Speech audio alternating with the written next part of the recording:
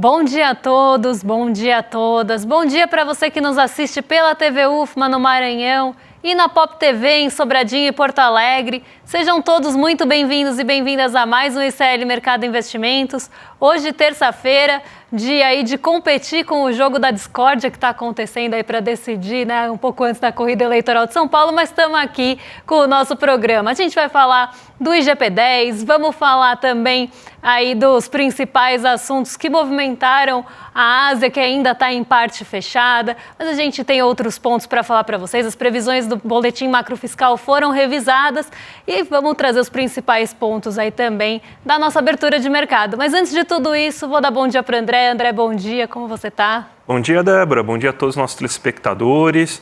Hoje é dia da gente falar um pouco aí de algumas previsões e monitoramento do PIB, né? Que sai o monitoramento do PIB da FGV, né? Mostrando aí como que foi o comportamento do PIB para o mês de julho. A gente também tem o boletim macrofiscal aí que revisou aí o PIB, a inflação, dados bem importantes aí, já mostrando aí impacto sobre o que aconteceu aí no segundo trimestre. Então, não só o mercado, mas agora o próprio governo federal também está revisando suas expectativas de crescimento econômico. Vamos falar do IGP-10 e do cafezinho, porque mesmo aí bem comportado, a gente já vê alguns itens alimentícios aí sofrendo com a questão das queimadas e dessa temperatura maluca que a gente está vivendo aí. Então, o cafezinho é um dos que está mais sofrendo aí. Mas antes de tudo isso, a gente já pode passar para a nossa agenda, né, Débora? Então, vamos ver o que está acontecendo, o que o nosso telespectador vai enfrentar no dia de hoje? Bom, hoje é uma agenda também mais voltada para índices da FGV, pensando aqui em Brasil, e tem um índice da CNI também, mas de uma forma geral, a agenda está um pouco mais esvaziada, de forma global. Novamente, a agenda está esvaziada, porque muitos daqueles pronunciamentos que acontecem dos dirigentes do Fed, né, do Banco Central dos Estados Unidos, não estão acontecendo, porque eles estão em período de silêncio. A decisão acontece amanhã, eles já estão na reunião de comitê de mercado aberto, que seria o FONC, né, um similar ao nosso Copom.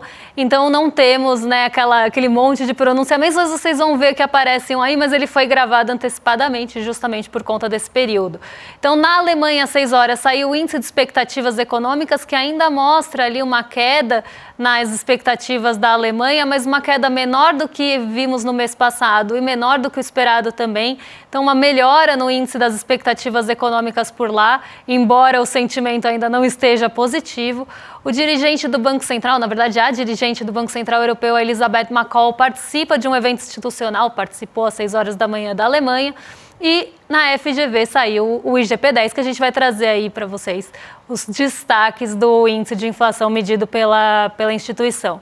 O Departamento do Comércio divulgou vendas no varejo de agosto, às 9h30 da manhã, nos Estados Unidos, e a sondagem industrial de setembro saiu aqui às 10 horas da manhã. Amanhã a gente traz esse dado para vocês, para mostrar os principais pontos aí que mexeram com as expectativas da indústria. 10 horas também, dirigente do Banco Central Europeu, Frank Elderson, participou de evento institucional, e durante a tarde a gente tem aí alguns pronunciamentos que vão ser passados em instituições financeiras, em eventos de instituições financeiras, mas como eu falei, esses pronunciamentos foram gravados anteriormente, até porque os dirigentes, né, ou membros ali do Banco Central dos Estados Unidos estão em período de silêncio. Então podem passar a página para o pessoal de casa acompanhar, porque temos essa participação então durante a tarde e temos também eventos que vão acontecer ao longo do dia.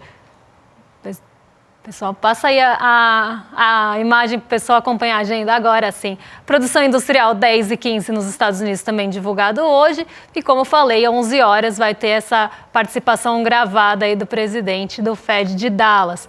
Feriado ainda deixa mercados fechados na China e em Taiwan, e na Coreia do Sul também, mas outros mercados voltaram a abrir hoje, caso do Japão, mas isso é assunto para daqui a pouquinho. Então vamos já falar ainda do nosso giro pelo mundo aí, porque tá todo mundo esperando essa maldita super quarta aí que vai acontecer.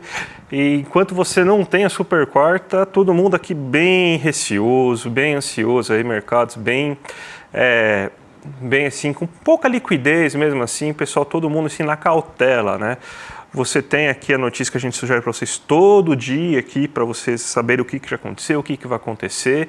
E na Ásia voltamos de feriado, né? Mas a super quarta também é super quarta lá, porque tem decisão de juros, né? Então, os mercados asiáticos, principalmente o Japão, também aí nessa cautela e até excessiva, né? Exatamente. A grande expectativa é pela decisão de política monetária do Japão. Então, hoje o Nikkei 225 voltou do feriado, principal índice aí da Bolsa Japonesa de Tóquio, e voltou em queda. Apesar da Ásia estar majoritariamente no terreno positivo hoje, as bolsas ficaram abertas, né? Porque Coreia do Sul está fechada, Taiwan está fechado, Xangai está fechado, né? Então a Bolsa China está fechada, de Taiwan fechada e da Coreia do Sul também, que seria o KOSPI, né? O principal indicador.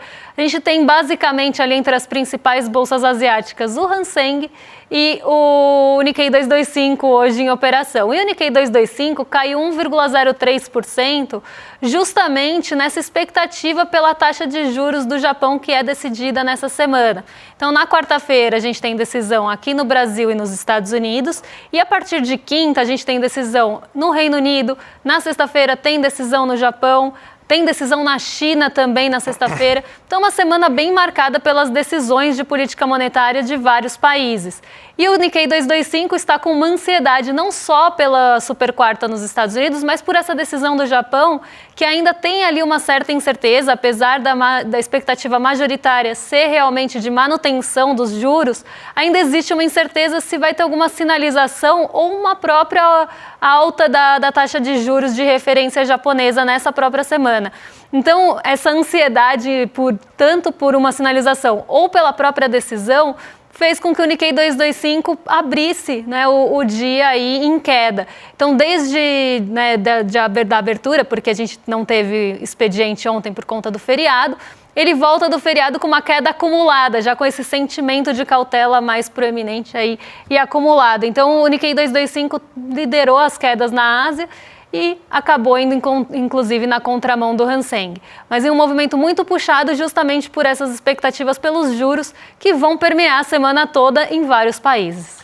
Vamos então agora para o Brasilzão, né, falar aí do Boletim Macrofiscal. Para quem não sabe, o Boletim Macrofiscal ele é um documento que sai trimestralmente e que mostra qual que é as projeções macroeconômicas do Ministério da Fazenda.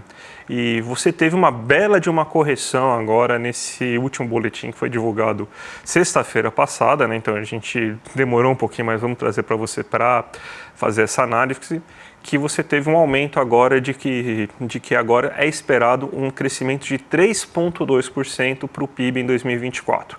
A gente tem, inclusive, alguns dados que a gente colocou aqui para vocês entenderem como que variou as projeções aí do boletim macrofiscal. Primeiro ponto aí, o IPCA que estava previsto em 3,9%, agora está previsto em 4,25%. É porque o governo aumentou gastos? Não. É porque você teve uma piora nas condições climáticas, então já está contratado que energia elétrica e alguns alimentos devem pressionar um pouco mais a inflação, tanto que quando a gente for falar do IGPDI, esse aí vai ser inclusive um dos assuntos, então você vai ter pioras da inflação vindos de choques de oferta, que eu vou ressaltar mais uma vez, o IPCA não, a taxa Selic não tem capacidade de fazer nada contra esses choques de oferta, mas vão utilizar isso, né? A gente já cansou de falar, então por isso você tem esse aumento do IPCA esperado até o final do ano, então em 4,25%, lembrando que o teto da meta é em 4,5% e o teto da meta, vamos dizer assim, esse gap entre o centro da meta e o teto da meta serve justamente para isso, para acomodar choques de oferta, e vamos combinar que esse ano que não faltou no Brasil foram choques de oferta, né? A gente está o quê? Na sétima, oitava, sei lá, já até perdi as contas de quantos ondas de calor a gente teve nesse ano de 2025. O IPCA, o PIB foi revisado para cima. Isso aí também é bem importante porque teve uma atividade econômica bem mais forte do que estava sendo esperado aí nesse segundo trimestre. Então, se tinha uma projeção que estava em 2,5% e veio tão acima do esperado o PIB do segundo trimestre que agora a gente tem uma projeção de 3,2%. O mercado, que é o nosso amigo mercado, que é sempre um pouco mais pessimista, já está fazendo projeções em 2,96%. Então, não é tão absurdo assim a gente esperar que a gente ultrapasse a barreira dos 3% aí do PIB PIB esse ano, de crescimento do PIB durante esse ano. E o INPC, que é a inflação que geralmente é utilizada para você reajustar o salário, porque ele é uma cesta de bens com mais ligação com os custos que o trabalhador realmente recebe, tem menos itens de luxo, por exemplo, não tem passagem aérea, subiu a projeção de 3,65 para 4,10, também puxado pela alta que deve ocorrer de preço de energia elétrica e de alimentos. Então, essas foram as principais mudanças, sim, de forma geral. A gente também tem essas mudanças aí em relação aos setores da economia, né? Então, em relação ao que vai mudar, então, em relação à agricultura, serviço e tudo mais. Então, a gente vê setores, ou seja, pela ótica da produção. O agro vai ter uma queda um pouco menor do que a esperada, então você tem uma queda só de 1,9% em relação ao ano passado, enquanto você tinha uma previsão de 2,5%. Muito dessa queda menor esperada vem porque o Rio Grande do Sul não foi tão afetado quanto se era imaginado anteriormente na parte agrícola. Então, por isso você teve essa revisão. A indústria, a gente está vendo uma aceleração grande do nível de investimento industrial, então ela deve contribuir mais ainda para o PIB desse ano, deve subir para 3,4%, enquanto estava sendo prevista para 2,6% aí na última previsão, em julho. E o serviço também deve crescer mais do que estava sendo esperado, em 3,3% em relação à última previsão, que era de 2,8%. Então, o governo aqui também está mostrando suas novas previsões. Isso é importante porque o orçamento, por exemplo, ele é feito a partir dessas novas previsões que são realizadas e demonstra aí que realmente a economia brasileira está indo muito bem, obrigado, está crescendo, está bem aquecida. E a gente tem aí uma inflação maior do que esperada, mas justamente por choques de oferta aí vindas de alimentos e da energia elétrica por culpa da questão climática que a gente está vivendo, Débora. Isso a gente vai explicar direitinho daqui a pouco, quando formos falar aí do IGP-10, né? Quase a prévia da inflação da FGV. Agora a gente vai falar de outro dado da FGV que saiu essa semana, que foi o monitor do PIB. O monitor do PIB, ele mostrou uma queda nesse mês. O monitor do PIB, ele normalmente sai ou no mesmo dia ou um pouquinho depois do IBC-BR. O IBC-BR mostra ali, né, o índice de atividade econômica do Banco Central. Então ele pega aquelas pesquisas mensais e o levantamento sistemático da produção agrícola e tenta mostrar ali qual que foi o comportamento do PIB com base nessas pesquisas para aquele mês.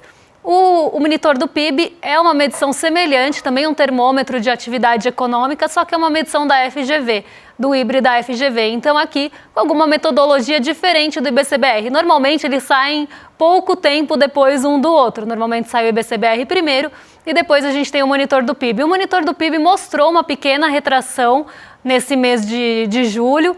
E esse crescimento, né, um pouco menor no mês de julho, foi inclusive numa magnitude menor do que a gente viu no IBC-BR. A queda do IBC-BR foi 0,4 e no monitor do PIB de 0,1. Então vamos colocar aqui o primeiro gráfico para o pessoal em casa acompanhar como é que está, né, essa variação do PIB em relação ao mês do ano anterior.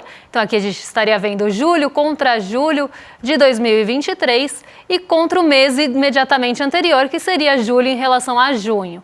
Em junho, a gente tinha tido uma alta de 1,6%. Lembrando aí que o monitor do PIB, ele vem com altas consecutivas há bastante tempo, tá? Então, é a primeira queda em 8 meses que é apontada pelo monitor do PIB. Então, o crescimento ali medido, né, a atividade econômica medida pelo monitor do PIB vinha em alta há 8 meses. Mas esse mês a gente teve a primeira queda, mas foi uma queda bem leve, inclusive se a gente for considerar que tivemos 8 meses seguidos de alta aqui.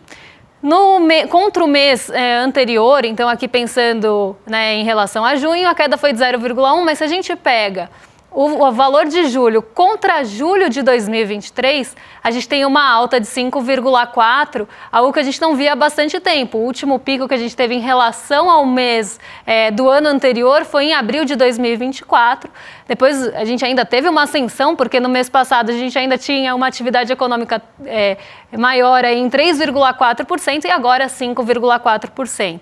Então isso mostra, né, também ali que a nossa economia ela pode inclusive estar está desacelerando, ou pode ter uma desaceleração nesse mês agora de julho, mas isso não significa que a gente vai ter um PIB ruim ou algo assim. Como eu falei, é um termômetro, assim como o índice de gerente de compras eles medem a atividade econômica. Se ela está mais acelerada, se ela está num ritmo mais lento, se ela está contraindo ou expandindo. Aqui o que a gente vê é que em relação ao mês passado, que a gente teve uma alta relevante, a gente viu uma desaceleração de 0,1%. Mas como a gente falou, no IBCBR não quer dizer que vai ter uma atividade econômica ruim aí nessa medição. E aí, puxando um outro assunto e vendo como é que foi o consumo das famílias, a contribuição disso para o monitor do PIB, eu vou colocar aqui para vocês, porque a gente teve ali um movimento interessante também em relação ao consumo. Então, pensando ali, né, o consumo das famílias, se a gente for olhar, estava em 4,9, cai para 4,5, mas com alguns pontos importantes aqui, né? Os produtos não duráveis, eles tiveram uma queda, ali até um pouco visível, não sei se vocês estão vendo no gráfico, ele está numa qualidade aí não tão boa, ficou um pouquinho pixelado, porque esse gráfico a gente não tem acesso aos dados, então a gente tem que pegar a imagem da FGV mesmo. Os produtos não duráveis tiveram uma certa queda em relação ao mês passado, produtos duráveis, produtos não duráveis, esses, né, que são mais baratos, vamos pensar assim, os semiduráveis começam a aumentar a sua fatia e os duráveis ali, que é o cinza, para quem está vendo aí o gráfico, ficou também ali num patamar até um pouquinho semelhante ao do mês passado. Os serviços continuam com a maior fatia em relação ao consumo das famílias. O que isso está mostrando para a gente? As famílias elas estão consumindo serviços, então elas não deixaram de consumir esses serviços, a fatia ainda é relevante, só que esses serviços eles não são mais tão majoritários como a gente via anteriormente. Eles estão aumentando ali ou cedendo, né, o espaço para os produtos duráveis, que vieram ali com uma crescente na sua participação, apesar dessa diminuição, que foi até tomada pelos produtos semiduráveis nesse caso, mas a gente vê aí essa parcela dos produtos duráveis crescendo ao longo desse ano, que mostra que o brasileiro está gastando sua renda sim com serviços, com produtos não duráveis, mas também com produtos duráveis. E isso acaba confirmando outros pontos que vêm, por exemplo, ali quando a gente olha a confiança do consumidor em relação à sua renda, patamar de emprego, patamar de renda nos próximos meses, porque o brasileiro não vai ali comprar produtos duráveis se ele achar que ele não vai conseguir pagar nos próximos meses, até porque é um setor bastante dependente de crédito. Mas o grande destaque aqui não foi nem o consumo das famílias, mas os investimentos. E quando a gente olha a formação bruta de capital fixo do Brasil, aqui em relação ao trimestre imóvel, em relação ao mesmo período dos anos anteriores. Então, vamos trocar aqui o gráfico para o pessoal de casa acompanhar, porque a formação bruta de capital fixo, ela subiu de 5,7% para 6%. Lembrando que formação bruta de capital fixo é aquela formação do capital que é realmente voltado para a produção. Então, aqui até quando a gente olha os componentes, fica fácil da gente entender. A gente está falando de máquina, a gente está falando de equipamento, da construção. Então, realmente motores aí que vão aumentar a capacidade produtiva e vão trabalhar com a parte real dos investimentos. A gente teve uma alta de 5,7% para 6%. Então, um patamar já que estava alto no mês passado, voltou a subir nesse mês.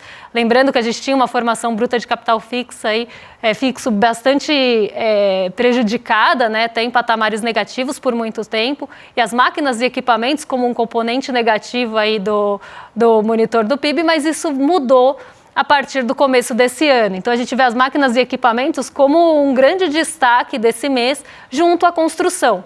Então, outros também teve a sua parcela aumentada, mas olha o tamanho da barrinha em relação aos outros meses das máquinas e equipamentos e da construção civil. Então, aqui a gente vê realmente, né, essa qualidade de novo aparecendo aí nos investimentos e principalmente na aquisição de máquinas e equipamentos.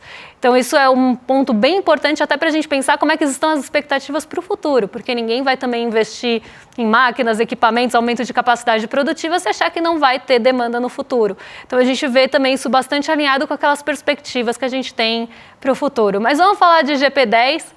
essa prévia, vamos pensar assim, da inflação medida pela FGV, porque tem alguns pontos interessantes para a gente conversar, né? Exatamente. GP10 é uma das métricas, né, que o FGV faz. É mais ou menos como se fosse o IPCA 15, né, que mede do dia 10 até o dia 10, né? E a gente tem já alguns dados interessantes. A gente até montou um gráfico para vocês conseguirem observar o IGP-10 e os seus componentes. A gente tem aí que nesse mês aí, o IGP-10 ele subiu 0,18% e ele tinha subido 0,72% no último mês, então uma queda bem considerável, uma desaceleração bem considerável da inflação nesse mês. O IPA, que é o que vai medir o preço aos produtores, ele subiu 0,14%, uma alta de 0,84% no mês anterior, aí, então você vê que também uma bela desaceleração. O IPC, que é o mais importante para a gente, que é o cara a cara com o IPCA, então ele cresceu 0,33% no mês passado, agora só cresceu 0,02%. E o INPC deu uma acelerada, que é o índice de preço da construção civil, ele saiu de 0,59 para 0,79.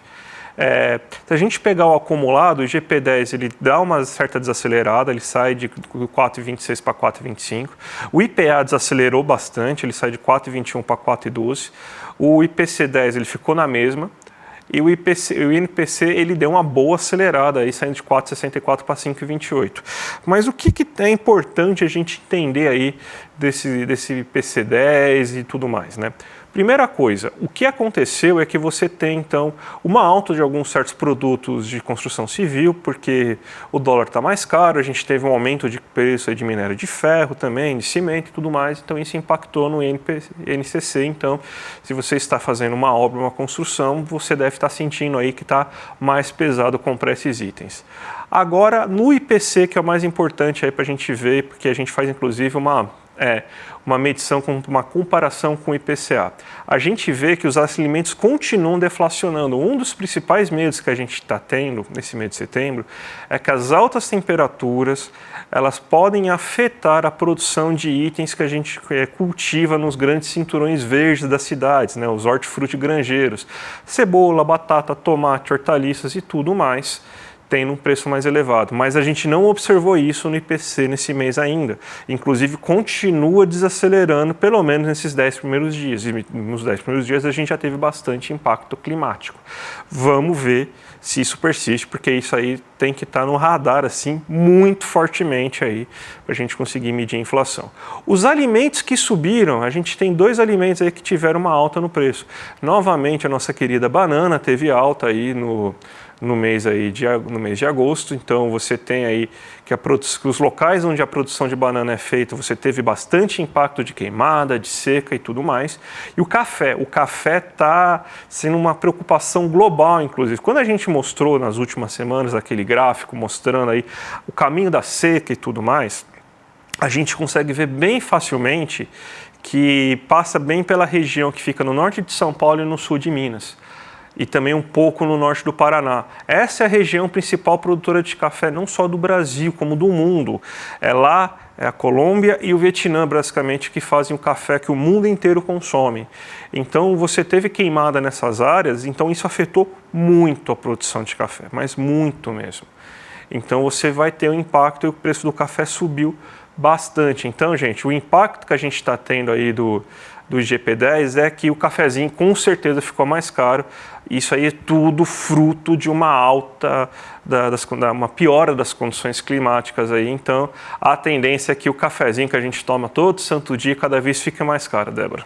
Até, né, puxando um gancho aí de um assunto que a gente falou na semana passada, quando a gente mostrou aquele gráfico das secas e depois até onde é plantada a banana aqui no Brasil, a gente vê que realmente os lugares em que a seca penalizou mais ali as plantações são justamente os lugares onde essas culturas são plantadas. Então a banana exatamente está naquele lugar e o café também está naquelas regiões mais afetadas. E o café virou, como o André falou, uma preocupação global. Até ontem a Bloomberg soltou 3 notícias nos boletins diários deles falando do preço do café, porque os futuros do café subiram.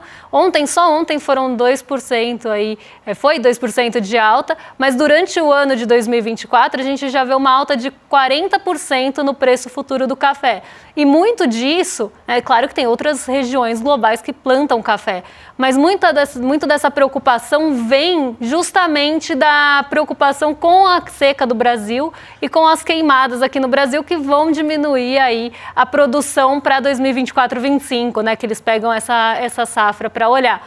Então, o mercado global de café já está bem atento a isso e o café pode subir não só aqui, mas de forma geral, como mostrou aí os levantamentos, né? Porque não foi só um, eu ia falar o levantamento da Bloomberg, mas foi mais de um levantamento que mostrou justamente essa alta do preço do café e essa preocupação com as regiões aí em que o café é plantado aqui no Brasil. Débora, 3 minutinhos para a gente fazer a abertura de mercado, então você já está até na agulha aí a tela da Débora, então vamos colocar 3 minutinhos, bolsa caindo hoje, né? Exatamente, bolsa caindo, até tinha uma perspectiva mais positiva para o Ibovespa hoje, porque Nova York estava em alta antes da abertura, então no pré-abertura, que a gente chama, mercado pré-abertura, os índices em Nova York mostravam alta e o EWZ, que vocês estão vendo aí na tela, que é o principal índice de referência da nossa bolsa em Nova York, também tinha uma possibilidade de alta. Então a abertura era esperada positiva, mas não foi o que aconteceu. Apesar da alta do petróleo Brent continuar hoje, então o preço do petróleo Brent ontem subiu bastante, né? Subiu ali, teve uma alta bastante relevante depois de ter caído na semana passada. Os preços do petróleo voltaram a se recuperar, não só por aqueles motivos de oferta, mas dessa vez também aí por uma questão cambial, porque quando a gente tem o dólar em queda em relação aos pares e de forma global, começa a se esperar uma demanda também maior para o petróleo. Então o petróleo ele reagiu a isso ontem e hoje continua nesse movimento de alta no preço da commodity. Isso dá um reforço para o Ibovespa, mas não está sendo suficiente para levar o índice para o terreno negativo, como vocês estão vendo.